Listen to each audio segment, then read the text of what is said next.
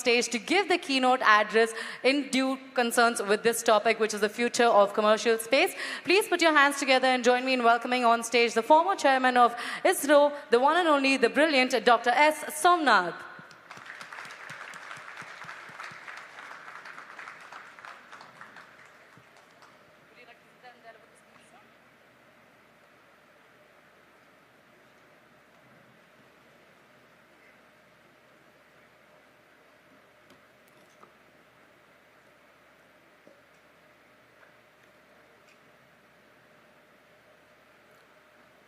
So good evening, all of you. So I'll give a very quick presentation on the future of commercial space in this global investors meet. I'm just out of the government, just only one month after that. So my talk will be more biased towards ISRO, not yet into the private eco space system, but still I will try to cover something that's very important for, if you look at the commercial space. As far as ISRO is concerned, we have been working to make sure the transitioning from a government-owned space program to more of a space ecosystem where the private and government will come into action to primarily to scale up the way in which that we have been working in space by creation of the new entities, the InSpace, the NSIL, the public sector undertaking, and many other activities have been happening in and around the primary verticals that ISRO has been trying to do. Of course, I'll talk about some of the outcome of it, which is very important as far as the commercial space is concerned. And one of the studies that was recently done indicated that the outcome of the investment that you have made in government space expenditure has been really substantial in terms of the, for every $1 that has been invested, the return of investment has been as much as 2.54. Possibly it could be higher. One of the recent update is almost 3. And also they brought out a study with respect to the total, the boosting of the public funding, the total employment generation, the cumulative national economy contribution, and which all sectors it has really helped. And there is a detailed report which is going to be released. Possibly you can read and understand that a little later. So today's purpose is not into that. Then I won't spend more time on it. The primary goal of the space sector reform in the recent times is to create a national space enterprise consisting of the ISRO, which is the Department of Space and ISRO, which is the primary research and development organization, the New Space India Limited, which is a PSU, which will own and operate most of the activities that ISRO has been doing, the InSpace, which is the handholder, promoter, authorizer of the private space ecosystem, and many other players, actors, industries, autonomous bodies, academic institutions that are there with us.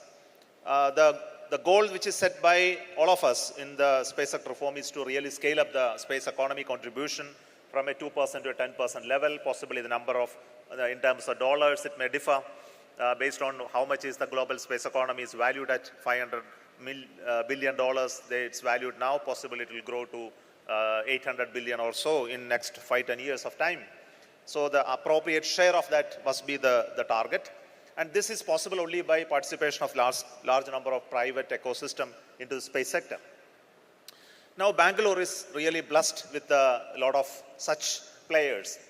Even the genesis of ISRO, the space program being led from Bangalore is on account of the reason that the space and aerospace activity started with the institutions like Indian Institute of Science, my alma mater, and many other organizations that we work together, created that type of power and energy in space sector to grow in Bangalore, and especially when you discuss this in Bangalore as part of the growth of science and technology in Karnataka, I think we should be all proud and happy to be here to talk about the growth of space and aerospace ecosystem. Now, talking about the global trends in space, I think all of you know very well that the trend today is to look at many of the points which I have mentioned here, though without expanding each of them. I would like to say that the growth in terms of the new generation of spacecrafts, looking at space manufacturing, servicing, deorbiting, and many other services becomes a primary mission goal of some of the new developers. Constellations becomes the new mantra, and how to launch constellation both in terms of Earth observation, communication, PNT, surveillance, all becomes a talking point, because small satellite building and launching in numbers is now possible and accessible for most people. And then talking about space-based solutions like the IoT, automation, governance support, etc. becomes another topic. Space tourism, though it has not really scaled up or operated in size, still that's a topic of discussion. And space situational awareness, space traffic management all becomes a successful model that many people are trying to emulate. Though there are governmental activities happening very much in this area, private ecosystem is also developing in these domains. If you look at the markets, you will see the upstream, downstream, and midstream. The rocket buildings, satellite building, the high technology area are part of the upstream, whereas the share of the investment and money could be very high there, but the percentage of return is low. But if the downstream, if you see, the revenue is much higher here. And the risk associated with building downstream business models are lower. So this becomes an important point, which I will elaborate a little later, which is a key purpose of my talk here. Another important point is the Space Policy 2023 brought in the usage of space-based data much wider in the community. It's very important for us now to talk about it, because satellite data has been traditionally been collected by ISRO satellites, now made it open now up to 5-meter resolution, and higher resolutions are actually sold out for as a price now. But then the data is now being consumed by the society, community in much bigger way than in the past. So this is a good the trend, but this is not enough now. We are looking at how the entire data can now move to the private ecosystem, and really monetizing the data in creating services and applications is another important topic which we should discuss. This slide we have been showing many a times, both in space and us, ISRO, when we were there, and I was then ISRO, that the number of startups, numbers that has increased substantially, the contribution in investment in startups have increased, and the growth in space economy, as I mentioned, is really as a target, and some of the household names in startups and space companies are also being talked about.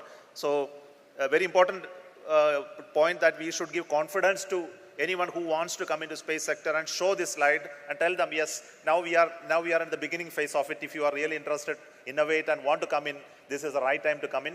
But there are challenges in this. This is something which you need to understand, and we must discuss when we are in the panel.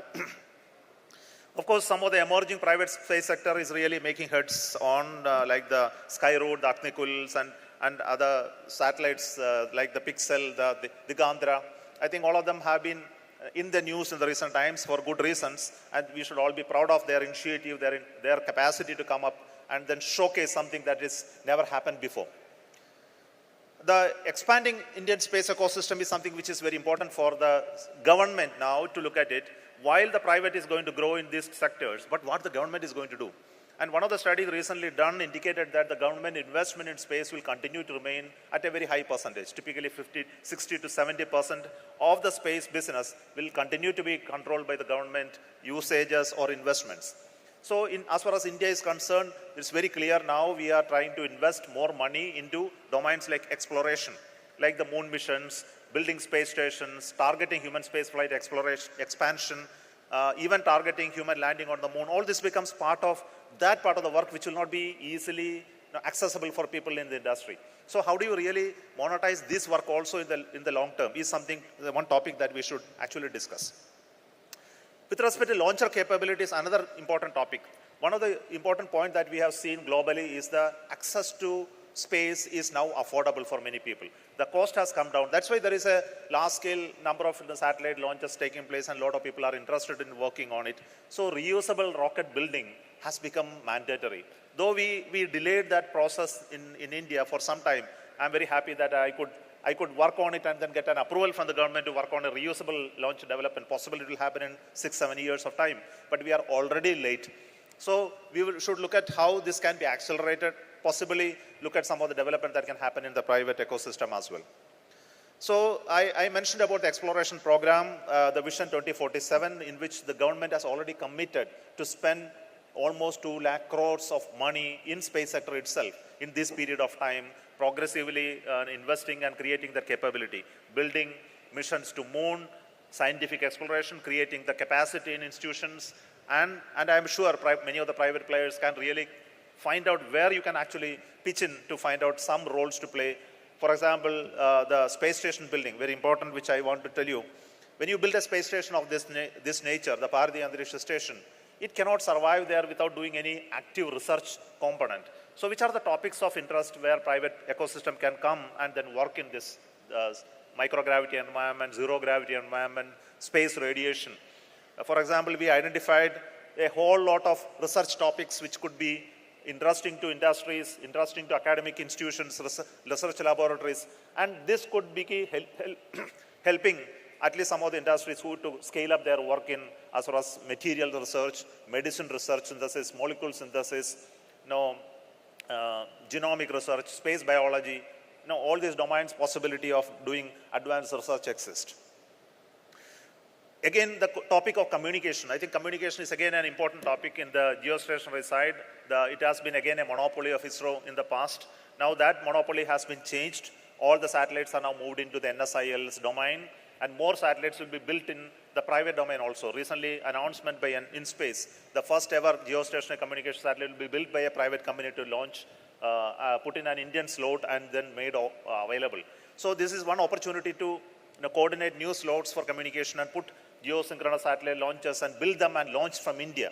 So this is again another opportunity, and some of the industries are pitching in to look at how we can register new slots and then take up this activity. Similarly, it's a space-based observation. The first time in the country that we have signed contract with 3 private companies in India to build Earth observation satellites for strategic use.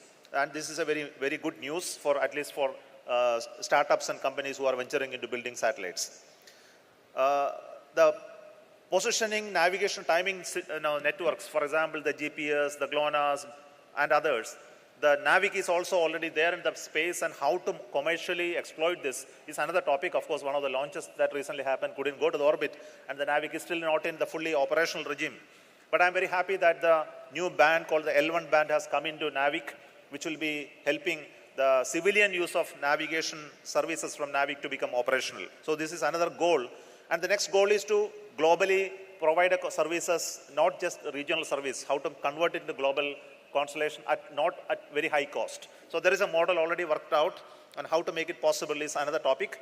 Of course, when this comes, the business case is here, how to convert these services into commercialization, product development, and making it accessible to people in this country. In, for example, e-tolling, vehicle tracking, IoT, and many other services. Another major topic is the space debris. I'm very happy at least 1 or 2 companies are working in the growing issue of space debris. And I don't want to give a talk on the dangers of space debris here, but the number is increasing, and the business case for handling space debris, providing services, space situational awareness, bringing them back, handling the situations like this, developing technologies to safeguard space asset from space debris, all becomes a business case for people who are interested.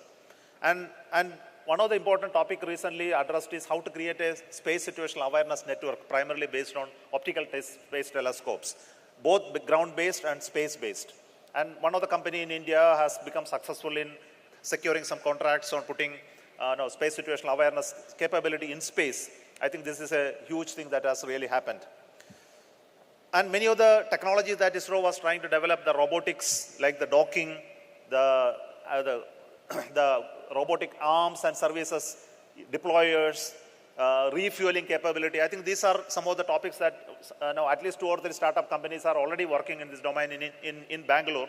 I hope that they will scale up in the coming days, and they will come up with solutions for new companies to be available here. So this again seems to be an interesting area, especially in the domain of robotics, electric propulsion, new algorithms that you can help you to observe, go proximity services, etc.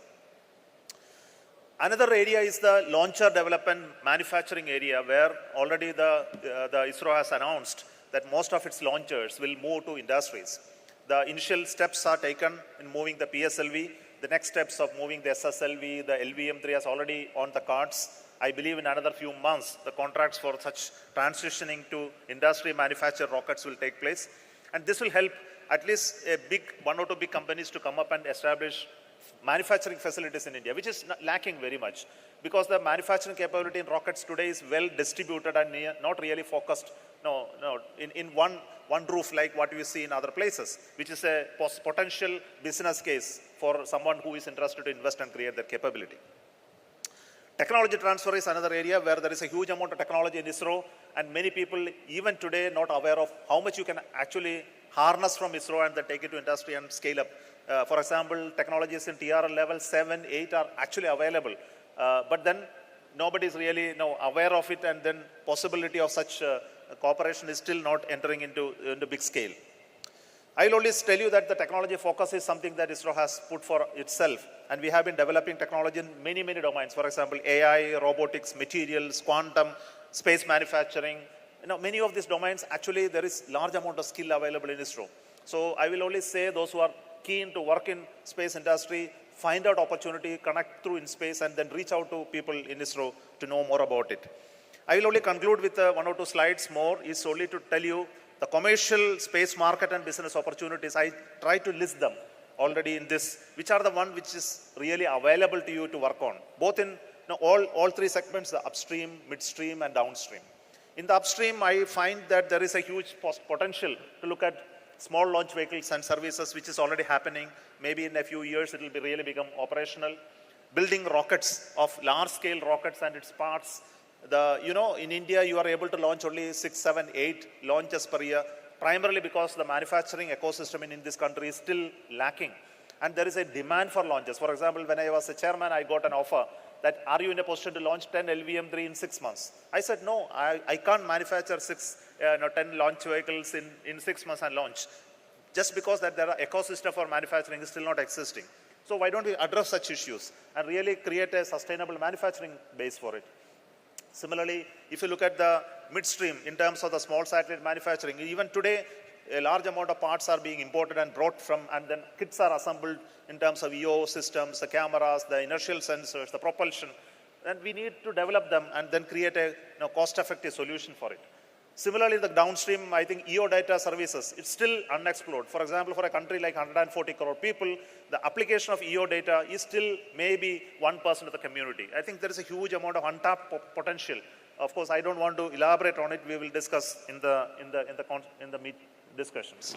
Thank you so much. I think I just wanted to give an overview of what potentials are existing for commercial space in this country, making use of what we did in ISRO in the past. Thank you.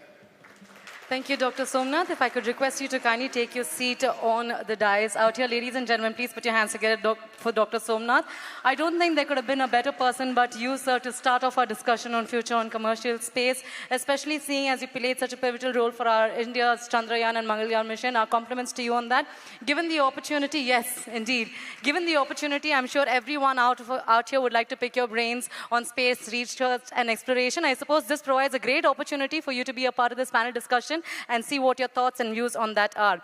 On that note, ladies and gentlemen, let's dive straight into our panel discussion. Allow me the pleasure of introducing and welcoming on stage our panelists for this discussion. We have with us Mr. Jacob Gullish, Executive Director, Digital Economy, Media, Entertainment, and Satcom US, India Business Council, US Chamber of Commerce. Mr. Jacob, if you could kindly join us on stage. Thank you for taking the time off and joining us out here for Invest Karnataka 2025. Accompanying our dignitaries on stage, we have Mr. Hussain Sutarwala, Senior Policy Advisor, Office of Secretary of Defense, Space Policy Partnership. Thank you, Mr. Hussain, for taking the time off and joining us out here for Invest Karnataka 2025. Looking forward to hearing about our topic, your thoughts and perspectives. Moderating this panel discussion, we have with us Mr. Abhishek Malhotra, Managing Partner, TMT Law Practice. Mr. Abhishek, onto the stage. Gentlemen, let's dive straight into this panel discussion. Mr. Abhishek, I'll leave the platform to you to lead the way. Thank you so much. And thank you very much for inviting us here and giving us the opportunity to discuss this extremely engaging and, as the topic suggests, futuristic topic in relation to an area which for the longest time we've only been perhaps reading and dreaming about, but now it is turning out into a reality. And if it is to be turning out into reality, there are various aspects of it that need attention, that need detailing, and that need information to be spread to as many people as possible. So, this session, we will be trying to address 2 or 3 aspects. And some of those have been highlighted, brilliantly by Dr. Somnath in the presentation. I was just going through all the slides that Dr. Somnath was putting up, and I felt that if we really need to go in depth into some of the aspects that he highlighted, we will need an entire day, because there are so many things that are happening specifically in the last 3 to 4 years that have made this area, commercial space, an extremely interesting place to be in, be a part of, and look to investing in, not just from the point of view of developing the commercial environment, but also to add to the overall national capital for this industry in the country, and then subsequently, of course, contribute to the world. So, we will be discussing the aspects of course, one of the biggest challenges is always, how do you find finance? How do you find investment for this particular opportunity to really develop into reality? We'll be discussing that. We'll be discussing aspects of, the fact that we are here as part of Invest Karnataka, and Bangalore, as was highlighted by Dr. Somnath, has been one of the, places where I could say, places of birth for the entire space program for the country. So how does Bangalore and Karnataka fit in to the entire scheme of things? And some of the burning issues that are impacting not just the national ecosystem, but how things are happening across the world. So, how we're going to do this is, I'm going to just be directing specific questions to the members of this panel, and towards the end, we will open it up to specific questions to the audience. Dr. Somnath, I just wanted to, I know it's been the budget in 2025 concentrated a lot on the national mission with regard to geospatial data. Now, the announcement, specifically as it comes in conjunction with the budget, assumes a lot of significance. If you could please tell us something about that, and what are the repercussions of that from a commercial space aspect? No, as already been told, the space-based data is very, very important as far as the conversion of whatever investment that we make in space into monetization. For example, the data that we have been collecting in the past, especially the EO data, is huge. The change detection approaches and systematic study of it can yield huge amount of information. In the past, the government has been investing money to create this type of knowledge as far as the government functioning was concerned. So we were interacting with the ministries, departments to make use of it. For example, the entire groundwater prospecting of this country is now possible using the satellite-based data. And that database is such a good data. You look at the cartographic information in terms of the entire data in terms of high resolution is available. The digital elevation map of this country is available. The arid areas, the forest area, the demarcations, the water bodies, the rivers, its water variation annual means. This information has so much of value. But this all resides only within the government in terms of decision makers, in terms of the knowledge, it is there. But then how do you really make use of it to create some value? And this has been shown successfully by some of the startups. In how you really help in terms of banks to do the lending services, making use of the intelligence that you can gather from the data over many years. For example, agricultural data, land, you can see whether it has been productive over the last so many years and whether it is worth investing in this to create more value. So, and similar exercise can be done in many, many areas. So EO data becoming more democratic and available and putting more satellites to create it becomes very important. And if you look at the models in Europe and US, the same examples are seen. For example, Sentinel, the Copernicus has shown that the value it can generate is really high, though the investment is mostly governmental. So the government looks at how this data to be generated out of the governmental investment, but its monetization will happen in the public by the businesses and will not be charged also. So this geospatial policy allows it to be sold really free. So the free access of the data becomes an important element. Earlier, many people have tried on how to sell it at a cost. I think this model did not work very well. And more than that, there are other elements to it. For example, it's not just the resources that we are looking at. It has also strategic element in it. For example, observation is so crucial for national security. So there is also an investment coming on account of that aspect as well. For example, another element is in terms of the economy. The mineral prospecting, the forest reserves, the disaster mitigation. I think all of this requires the oceans the sea coast. I think all of this requires EO data, which is primarily to be analyzed and used. So I believe today, this area, there is a huge potential still not explored by Indian business houses. How do you really convert this data into some possibilities? One of them which I would like to tell you today is, for example, the fisheries. No, there is a data which is coming from the oceans. Oceans at the scatterometers. This data is actually converted to create something called the fish advisory for fishermen to go and catch fish. But it is not commercially exploited. This data is available and sometimes it is used, sometimes not used. But this is a huge data that can be used by somebody who has an interest in converting this data into a commercial product and then sell it to fishermen community, the boat owners, the fishing community, and then make a income out of it. If they are able to catch good fish, of course, they will be happy to share with you that type of who is the information provider can get benefited. So we need to look at how to convert all of these governmental owned programs into a commercial space. I think very interesting, and one other example that perhaps I may be able to add to it, and you mentioned, for example, agriculture, and what the yield has been of a particular area, and how that yield has changed over a period of time, and what impact that is likely to make in terms of crop or crop rotation, etc. That's huge potential, not just from a social sort of impact standpoint, but also maybe to just adjust government policies towards how it should look at perhaps, if there are, for example, we keep hearing about these instances of farmers taking loans, farmers suicide, etc. So how that can perhaps be impacted. And secondly, how the same data could potentially then be also sold to insurance companies who can look at it from that point of view. No, recently the Agriculture Ministry has announced a program, Yes Tech program, which is specifically on this topic. How do you really look at agricultural insurance based on space-based data? And ISRO, along with the state governments and private companies, have joined hands together now, and that is already rolled out. It's reasonably successful in some of the states. Well, thank you so much for that.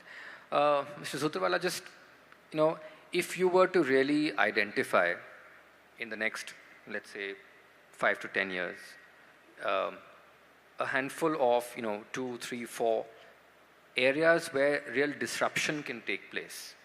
Because I think in any new and emerging area, there will be, of course, people who are existing players who've already established their position, specifically in this area of commercial space. India, because of the fact that we've only entered into it recently on a commercial scale, and there too, primarily in the case of startups, disruption is going to be very important for us to really make our presence felt. So if you are to identify a certain few areas where you think the disruption is likely to take place, what would your take be? Yeah, thank you.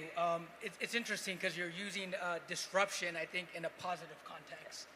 And so I've been here kind of wrapping up my trip, started off first 2 days at Aero India, met with companies, met with a bunch of startups today through Mach 33. And what kind of surprised me, and I don't know why it surprised me, is just the sheer amount of inherent talent that resides in India, and specifically in Bangalore.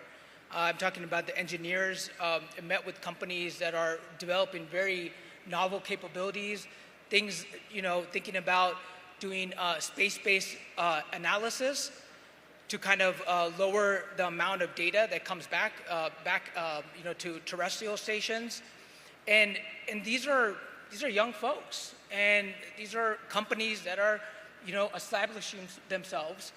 I think one specific area, I don't know if I can name 4 or 5, but one area where I feel like India will find success and already kind of has is in developing SSA capabilities, space situational or space domain awareness data. The chairman talked about data and how that data can be used and how it is available. In the US, Spacecom has this website, spacetrack.org. It's available for anyone. You sign up, there's an agreement, and it's data that you get for free. Governments can sign up through the JCO, the Joint Commercial Operations Cell, and academia and all these other organizations can come and take this data and leverage it for their own use and then provide products back, and they can even sell that data. So why I mention India specifically, because there's been several companies that have successfully, startup companies that have successfully bidded on U.S. contracts through U.S. Space Force and have been awarded contracts. Digantara comes to mind. I think Pixel has a contract as well. Again, there's a few, there's not that many, but I think it is showing that there's a desire in the US to buy this data, and India can be a great provider of SSA data, for example. Another area is SATCOM. There's a huge desire to gain SATCOM capability, not just by the US military, but globally, other countries, and specifically India. PNT, developing technology and concepts to prevent adversaries from doing spoofing, is again another area, a niche area where I feel India, amongst very few countries, have excelled because they've built their indigenous capability through, I believe it's called NAVCENT, the indigenous PNT capability. There's only a handful of countries that have been able to do that. For India to expand that PNT, of course there's going to be reliability. There's going to be reliability on commercial. Again, I can speak to the model that the U.S. government, primarily through Spacecom, used. Our dependence on the commercial space industry cannot be overstated.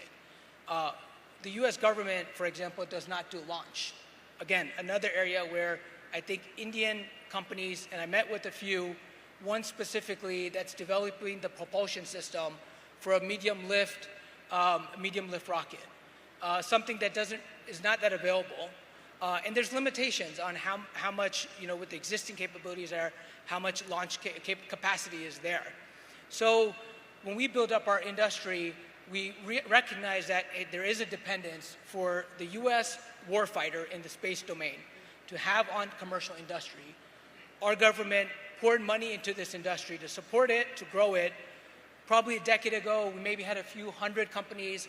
Now today, we have more than 5,000 commercial companies providing, a range of services to the U.S. military. Thanks.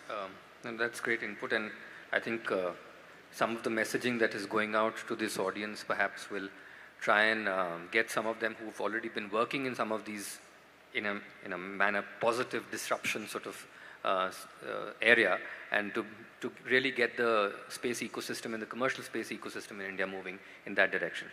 Jay, I had a question for you.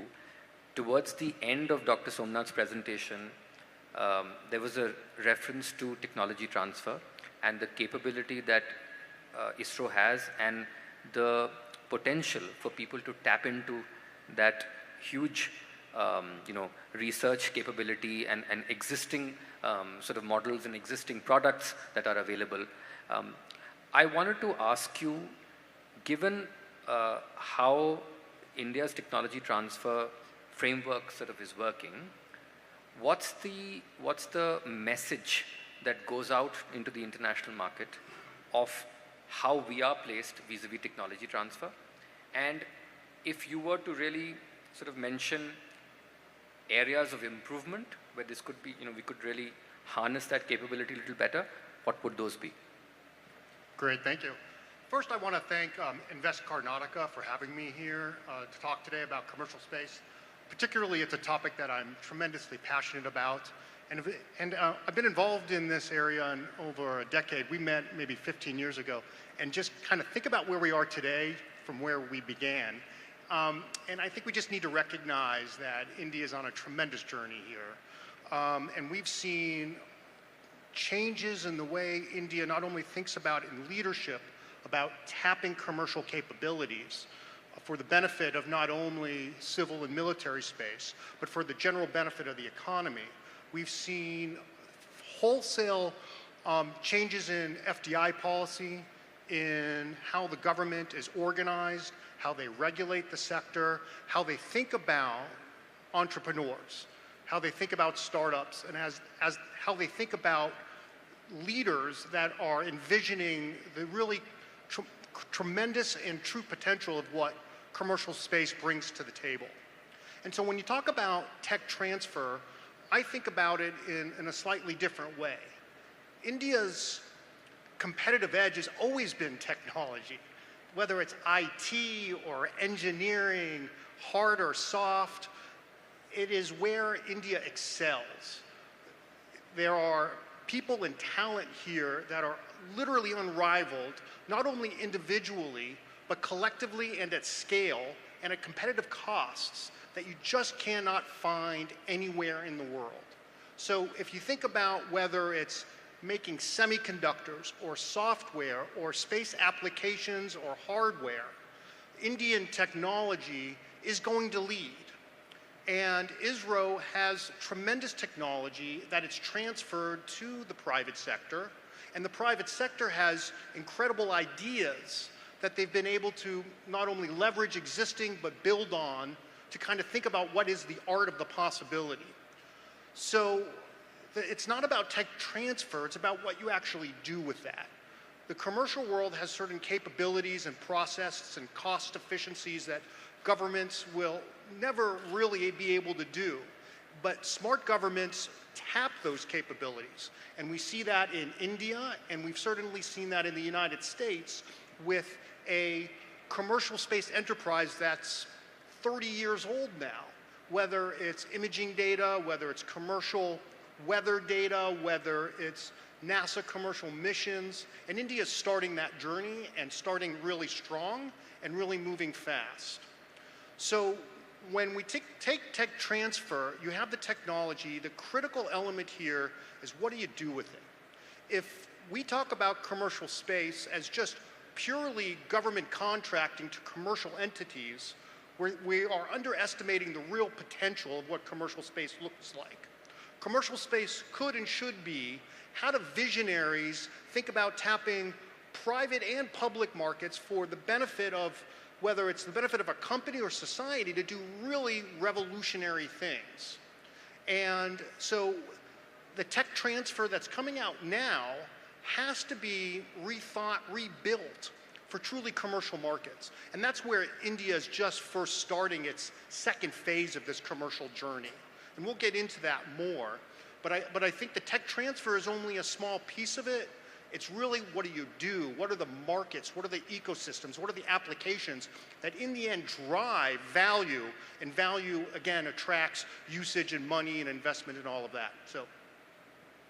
Well, thanks so much, Ajay. And I think that's extremely important that technology is available. The technology transfer is taking place. In fact, there are guidelines that have been issued for how that is to take place.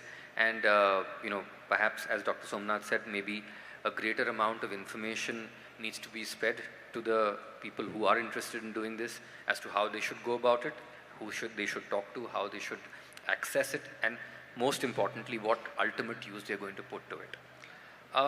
So I think... I'll add something here.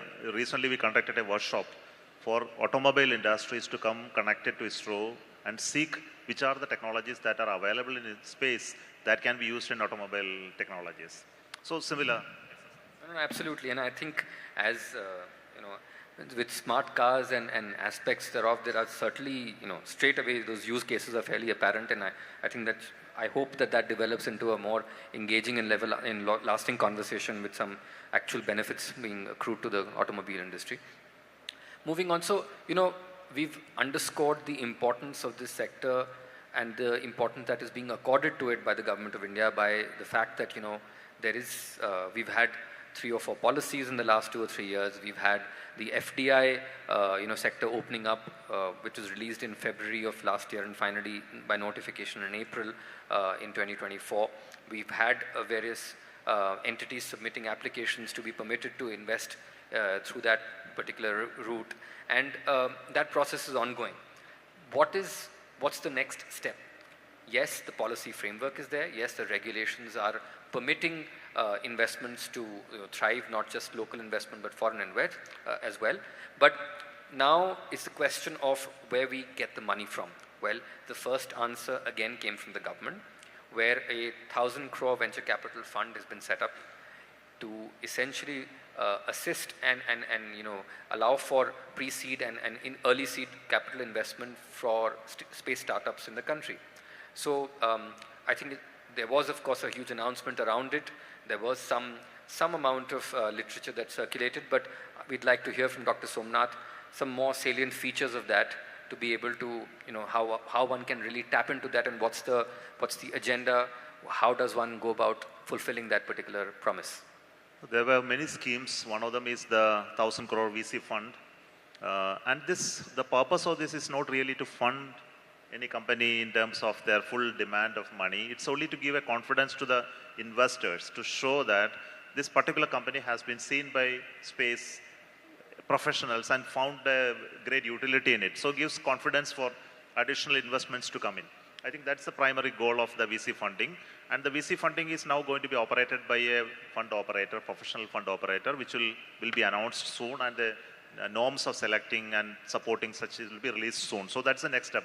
It's still not made operational. I think that has to happen. Yeah, I think it's going to be an AIF under the SEBI rules, etc. Yes, That's how it's yes, going to be yeah. set up. Yes. So then another two initiative that we have taken recently is to create a fund for helping startups and companies to scale up their technology from TRL 3-4 level to 8-9 level. So this funding is also given as a grant now, and this is already, government approval process is already getting completed. Up to 25 crore can be given for technology upgradation alone with no commercial goals identified. Some industry wants to take up that particular job, they can identify a TRL 3-4 technology and then invest this much of money to take it to 8-9.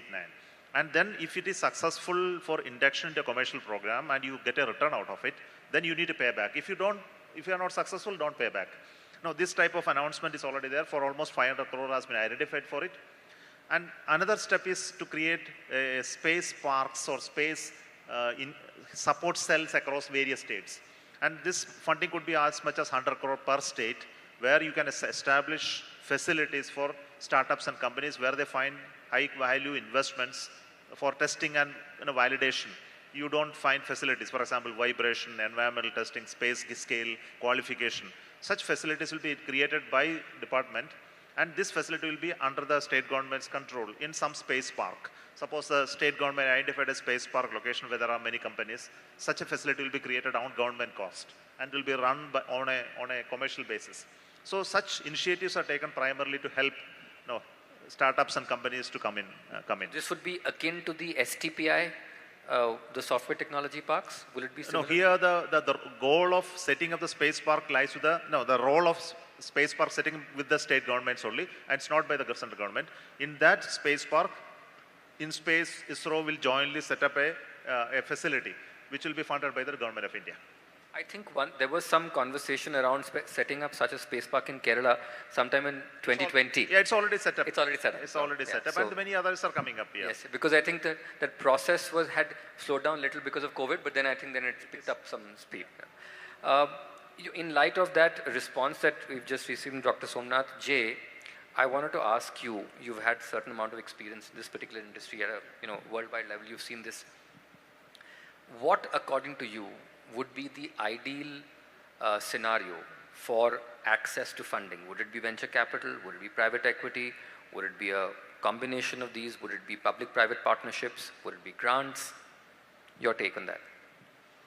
Thank you. And I actually just want to weave in the question that you asked Hussein, because if you're thinking about investing in space, a couple of things. One, you can look at what's been successful already internationally.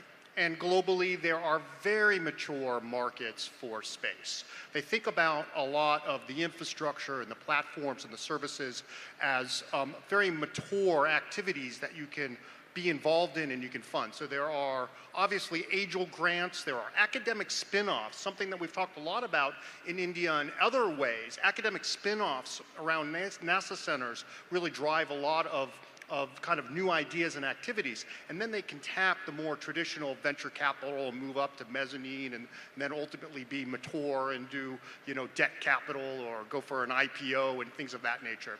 There's also a whole insurance market that helps the private sector manage risk in a way that governments basically insure. A satellite blows up and they're like, do we want to build it again? In the private sector, everything's insured. So yes, there's some disruption, but at least financially, there's some ability to recoup that.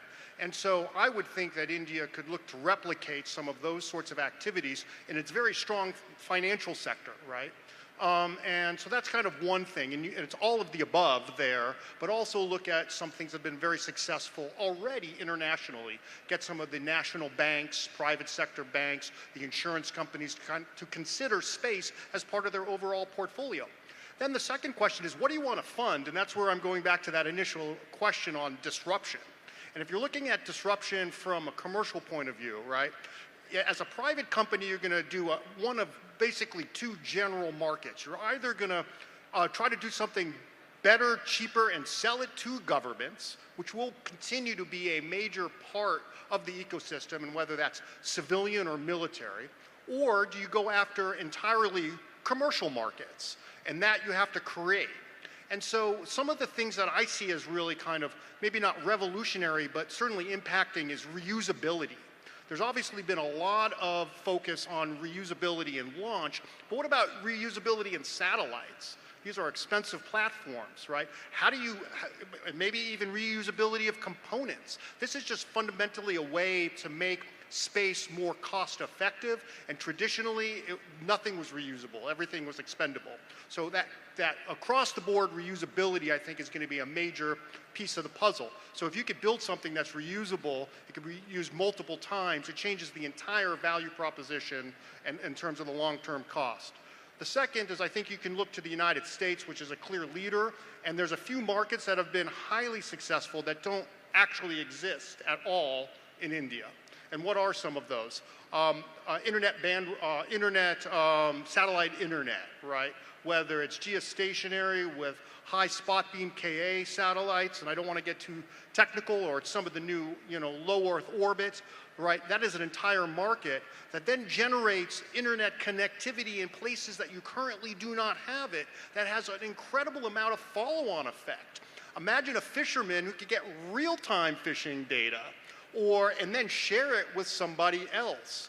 Or perhaps mining companies, or the NISAR data, which NISAR is a US-India satellite that's coming online, is going to have incredible real-time soil moisture, right? And then you have to get it to the people that use it. Hey, the timing is right to go plant your seeds today, tomorrow, or yesterday. That sort of thing is going to be really, really valuable. The third thing that I think India needs to look at is terrestrial satellite integration in telecoms networks. Telecoms is one of the biggest sectors globally, and SATCOM is the biggest sector in space. And if you're able to integrate SATCOMs formally into the edge of the network, into the cell phone itself, it changes the entire cost structure of telecommunications, from towers to fiber optics and things of that nature. And the last thing I'll just mention is something as simple as satellite radio. Obviously a very vibrant sector in the United States, very mature. And I can think back to my very first time in India, where World Space launched here, and government regulation, if I may say, killed it because they weren't allowed to put it into cars. And so you had a radio that was satellite-based, but they couldn't put it into the car, which was the model. But it's a very, I think, a vibrant market in the United States. So, back to you. No, thanks so much. Now, I do want you to add to that, and just adding another question so that you can have a sort of complete. In addition to the models, which I would like you to speak to, what do you think about the message that's going out, the perception that's created in the international market about the regulatory scenario in India, and these options and the incentives that are being created for commercial space, of the growth for commercial space in the country? And what do you think can be done slightly differently to enhance that? Yeah, so let me go to the first part, and I agree with everything Jacob said. What I would add to that, specifically for India, what we have done, the Department of Defense, is that we have several initiatives that are with India.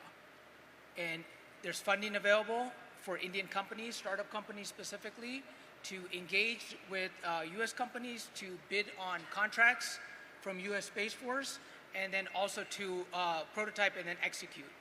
IndusX is one of the major initiatives. There's also ISAT. There's DIUX, runs different programs, and they'll put out requirements, and they'll allow companies to bid on. Then we have an organization called FedTech. Under the FedTech, within that, they have a program I2A. It's specifically focused on India. How the organization itself pairs up Indian startup companies with American companies. Some of these American companies are startups, and some of them are actually more like what we would say as a prime, well-established defense contractors. So it's kind of like an incubator. It gives a forum for companies to be introduced through these various initiatives, and again, get connectivity to American companies. They work together, co-develop, co-produce, and then co-deliver. Now, the second thing on the regulatory, I think one thing we did as space is, again, it's a domain that is evolving at breakneck speeds. When we go out and we field, test, and deploy certain technologies in the space domain, they can be done within 18 months, which is unheard of in the defense realm, right? If you look at traditional defense programs where you go through a whole procurement cycle, where you work with the country, work on capability development, decide what to get, field it, train on it. I mean, that could take about 2 to 3 years, and then depending on where that country is in the line for delivery and execution. But when it comes to space, because we have such a strong reliance on the commercial industry, and the commercial industry is incentivized to produce novel capabilities at a much, much faster rate than in the traditional defense domains, we get really good products, and we get them out at a really good speed. Now, where regulations come into place is that when my office specifically developed the DoD Commercial Integration Strategy 2024. I highly recommend. It's unclassified, available on the internet, and basically what that document, what that strategy did, was provide a demand signal to commercial industry. Now, this is U.S. commercial industry. When we developed that strategy, we work with the startups. We work with industry. We ask them that, hey, what are the challenges? What barriers do you face? And I believe India is working on something similar. The government is working with these startup companies, these companies that are able to provide space capabilities, to ask them where are the red tapes, where are the barriers, and it's on them, on the government, to work with other countries, work with the international forums to help break down those barriers and make Indian competitive in the global market space.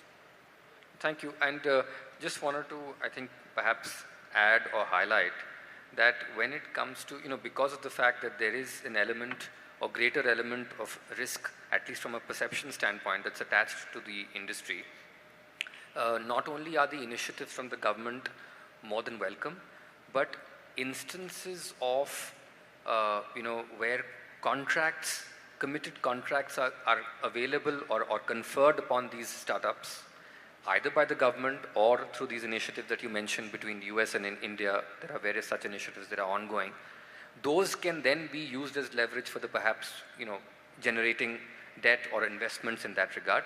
And very importantly, we did realize from one of the slides that Dr. Somnath had put up to show what are the various kind of dependencies across industries for the space sector. One of the examples that you gave us more recently was the seminar with the automobile industry. But why can't we think of a model where industries that tend to benefit from the space ecosystem, telecom, minerals, healthcare, telemedicine being one of the best use cases in that space, why can't those industries come up and try and become investors so that the ultimate beneficiaries would also be those industries? So we can think of various alternative models to suit the needs of the particular sector.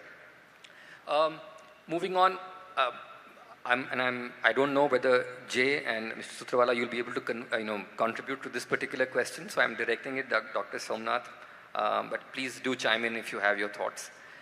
We are part of this session in Invest Karnataka. We do know that Karnataka and Bangalore specifically hold a special place for the space industry, but the question to you, Dr. Somnath, is what more can be done by Karnataka, by the government, and the incentives to be provided here to attract more and more talent, to attract more business and more investment? The ecosystem which is developed here consists of various skill sets. For example, Bangalore is one of the place where we have the highest number of PhD holders. No, it has already been told, highest number of PhD. The research and development capability ecosystem here is very, very high. Equally important is the manufacturing capability, both in terms of electronics, software, and now into hardware manufacturing also. There are ecosystem getting developed. There are tertiary suppliers who are able to do manufacturing, which is environment-friendly manufacturing. Of course, there are other manufacturing which is space sector, which could be little dangerous. So that type of manufacturing ecosystem also developed. Now, what is lacking is integration and supply of full-fledged systems. It's not visible yet. The design people are doing a little bit of packets of design and some corners of the design, and you will also see some of them suppliers of small cards and components and subsystems which are not scaled up to the integration level. You will also see aerospace, aircraft and airline manufacturing which is happening in component level. Okay, not really, but still developments are taking place. Integration goals are there, but I'm still not seeing this is a product of Bangalore. I couldn't see anything. The first satellite coming out of Bangalore, I am yet to see that. Okay, so maybe a liquid engine being manufactured as an integrated engine from Bangalore, or a software package of a high caliber. Of course, there is a huge amount of software skill sets around here, but a solution that is driving software industry, is it still visible? So I will hope that such a company comes up here, will be able to integrate and provide a full-fledged solution in space sector. My goal is that it won't start from a very complex system. It will start from something like a spacecraft. Today there are small satellite building companies, but then I will hope that there is a communication satellite, a 4-ton, 6-ton class of satellite will be built by a company in India and launched from Bangalore. It's one goal because it creates an ecosystem of electronics manufacturing, assembly and testing, propulsion, integration, test facilities, and that ecosystem is existing in some way or the other. And it's the right time to create it. I will also say the manufacturing ecosystem for especially the precise manufacturing, additive manufacturing, design for manufacturing capability, analysis capability, that's all are available in different pockets. It helps you to manufacture high-end products like an engine. Okay, but here the liquid engine manufacturing is again scattered, very well scattered across the country. For example, I know some of the manufacturing, the electro-discharge machining, the high-end manufacturing capability doesn't exist in scale in Bangalore. So we need to look at what really lacks here and can we really complement and create such a manufacturing capability under one umbrella, one roof. Then, in fact, I was trying to look at it, how to do that in the last few years. Possibly this is something which I hope will happen. Thank you. Jay, any contributions from you on this? Well, I could be a little provocative, or I could use some experiences from the United States where a handful of American states have also focused on developing the economics around the space economy: Florida, California, Colorado, and Alaska. Many of those states initially target a spaceport of some sort, and some of those spaceports are highly commercial, maybe focused on space tourism or something that's not currently ongoing. That's certainly one idea. The other is, I think there's some applications that, space-based applications that you know work internationally.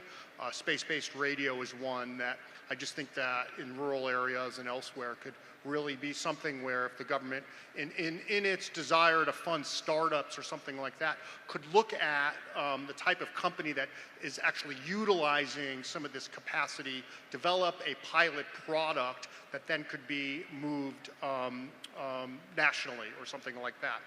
And then, if I'll stop right there. I'll wait to be provocative a little later. Hussein, what about you? If you can add something to this. I mean, I can go a little off script. I wonder what the economic benefits are. Like, what incentives does the government, right, the local government, give to companies that relocate to Bangalore? I think in the U.S., as space became something, I mean, space has always been cool, but in the last decade in the U.S., space has become really cool. We're doing so many more launches. I mean, you're seeing companies pop up right and left. I mean, children are into space. I got to go see, when I first started in my position, my office sent me out to Vandenberg in California, and I was there for a series of meetings on military base. And I remember the commander's like, hey, there's going to be a rocket launch.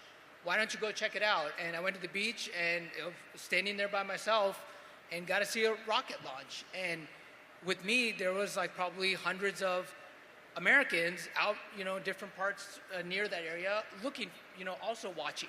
So it excites people. And when you can set up your town, city, government, whatever area, focused on that, I think it will draw in a lot of people. But I think that in the US it happened as those industries matured. So a company will set up in Colorado and they start generating a lot of revenue. The industry itself is growing in America. More incentives are given by the states, right, at the state level, potentially at the local level, tax breaks, whatever, financial and economic incentives are available, and then people want to move there. They get the people that, personnel that want to actually move to those places and, settle down. So I think that's huge, but I mean, I can't speak to what incentives currently exist in this state, but, if I'm looking at it purely from an economic standpoint, I feel like a lot of these startups, because there's many, but there's not that many. I think there's about 200 Indian space startups, the majority of which are based in Bangalore. And, they don't have, many of them don't have large budgets. So when they get incentives, potentially a grant from the state, hey, if you relocate here or if you have X amount of employees, we will give you X amount of funding. That might be a strategy to not only support the companies that are here, but potentially draw in more companies. Yeah. I'll be very brief, I promise. But when we think about space companies and the space economy, many people in the industry think about building widgets or launching or satellites and whatnot. But the real power is in the services that use it. And if you expand their thinking about the space economy into some of those services, mapping or using the data or using the SATCOM, and then utilizing it for value add, I think there's tremendous, absolutely tremendous potential in a state like Karnataka to make that available to add fuel to the rest of the economy and the rest of the startup community. No, thank you so much. I will just like to end our sort of contribution to this session by making, a specific question, possibly a one-line answer because we are already short of time. Dr. Somnath needs to take a flight. So just one takeaway from this session that everyone should be taking away for each of you.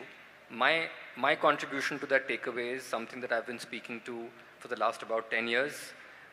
Yes, we have a great policy. Yes, the FDI has come into place. And specifically as a lawyer, I'm looking forward to the commercial space activities bill. So key takeaway? Yep. Again, keeping it brief, I think I've personally witnessed over the course of this week being here, there's immense talent in India. I think, there's going to be, the natural trajectory is that the relationship between Indian companies and US companies is going to grow. We have too many similarities. We are democracies. We have a lot of agreements already in place. We have a lot of growth. That is natural. It's organic. And I think the future, it's going to be interesting to see over the next 5 years or potentially 2 years from now, next Aero India, how much the Indian space startup community grows. The takeaway from this session, I believe there is a vigor of action now in the startup ecosystem in Karnataka. Has already been told that the largest number of space startup companies are here. And they are able to attract investments. They are on the path of scaling up. They are able to make impact and visibility outside the country now. Some of them based in Bangalore, which is a great thing to happen. And also I would like to add here is that me as a representative of the ISRO community, I would like to tell you that ISRO is behind them. Those who think that they are a competitor to the National Space Agency, they are trying to work differently, I think you are mistaken. I want to tell you that ISRO is with them to make sure that the ecosystem grow. It's a policy of the government to ensure that the private ecosystem in this country in space do scale up to greater heights, and we will work in a collaborative mode in which when they scale up to a level where they can handle it, ISRO will come out of it and then look at other tasks which are well defined and cut for the governmental job. So this is very clear. And this clarity was lacking in the past. And the clarity has now been brought, and I would like to tell young people who are envisioning to look at space as a possible venture, I think this is the right time for you to come in, and only the right place to contact here is this Invest Karnataka place, or you are together and make best use of it. Thank you. India has made tremendous strides in its commercial space journey. It needs to be bold in the next round. We talked about the space bill a little bit earlier. So the real potential is not necessarily in the government systems and markets and whatnot. It's creating information that can be broadly spread throughout the entire economy and society that has tremendous values. So as we're thinking about what that looks like, governments should do what governments do best, provide some funding, some leadership, some infrastructure, but then provide the enabling environment, kind of right-fitted regulation, and then allow private sector to kind of do what it's best, to innovate, think out of the box, be bold, and leapfrog. So I'm really looking forward to the space bill. I think that's the next iteration because it's going to define where we go from here. And as I'll end where I began. We've made incredible strides, but we still have a long way to go, and it's going to be a very, very exciting journey. And with that, I would really like to thank the panelists and the government of Karnataka, Invest Karnataka, Dr. Somnath, ISRO, the entire national space economy that Dr. Somnath alluded to. And as Jay concluded, these are very interesting times. We've set the base through the policies, through the regulatory scenario, through enabling investment. The next level is now for you, the entrepreneurs, to really make a really big deal out of private commercial space. Thank you very much for this. What an absolutely brilliant discussion that's been. Sorry, I won't be, unfortunately, because Dr. Somnath has to catch a flight, we won't be able to take any questions, but I guess we can send it to some email address and then perhaps answer it. Certainly, Mr. Malhotra. I want to take this opportunity and thank our dignitaries on stage. Thank you so much for taking the time off and joining us out here at Invest Karnataka 2025, sharing with us your thoughts, your perspectives and opinion about the future of commercial space. A brilliant discussion it was. A round of applause, ladies and gentlemen, for our dignitaries on stage. Mr. Malhotra, if I could request you to do the honors and hand over a token of appreciation from the government of Karnataka side to our dignitaries for today.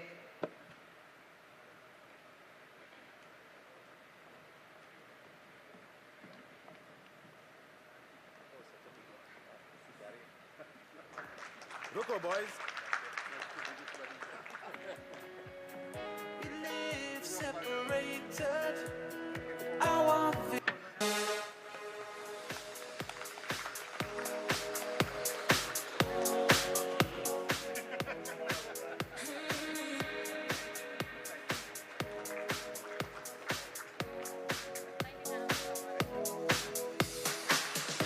Gentlemen, if I could request you to step forward for a quick photo opportunity. To the rest of you out here, thank you so much for joining us out here. That concludes our seminar session for day 2 of Invest Karnataka 2025. Be sure to together, let's reimagine growth and make the best of the opportunity being presented out here for our global investment meet out here. I do want to let you all know that we are going to go ahead with our SME Connect Awards ceremony, celebrating innovation and excellence that's happening now in the main hall, that is plenary hall, followed by a cultural extravaganza. So requesting you all to kindly make your way to the main hall. Our honorable chief guest, Shri Tawar Chand, is going to be present and gracing the occasion with his presence. So we will see you all at the main hall for the SME Connect Awards ceremony, followed by a cultural extravaganza. Thank you, everyone.